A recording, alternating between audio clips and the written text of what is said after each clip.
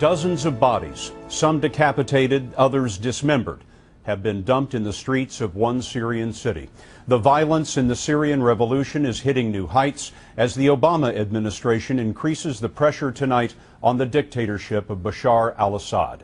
Today, they buried the dead in the city of Homs. As many as 60 civilians were apparently kidnapped and murdered in the last 2 days. In Geneva, Secretary of State Hillary Clinton met with Syrian exiles and called them courageous in their commitment to freedom and democracy.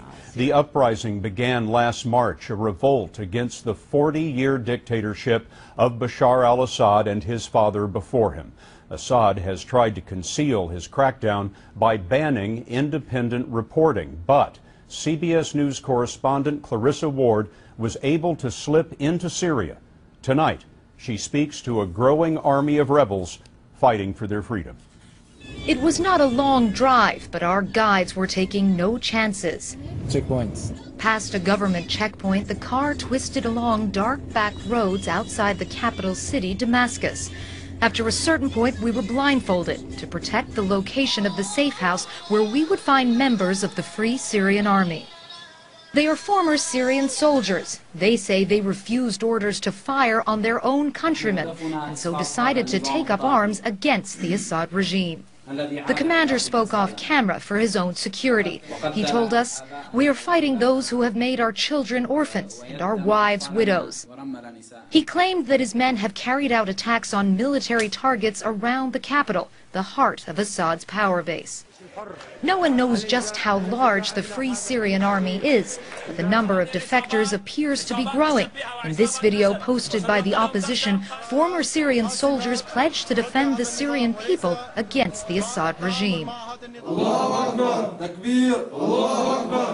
Are you not scared that by turning this into an armed conflict, civilians may be hurt?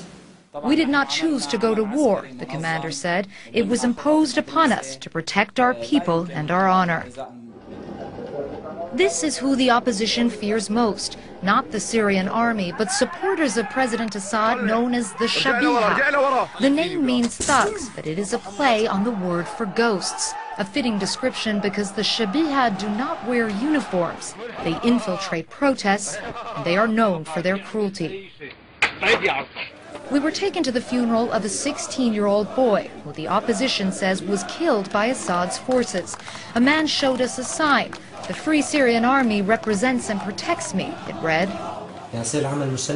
In a smoky apartment, we found young activists debating late into the night about the role of the Free Syrian Army.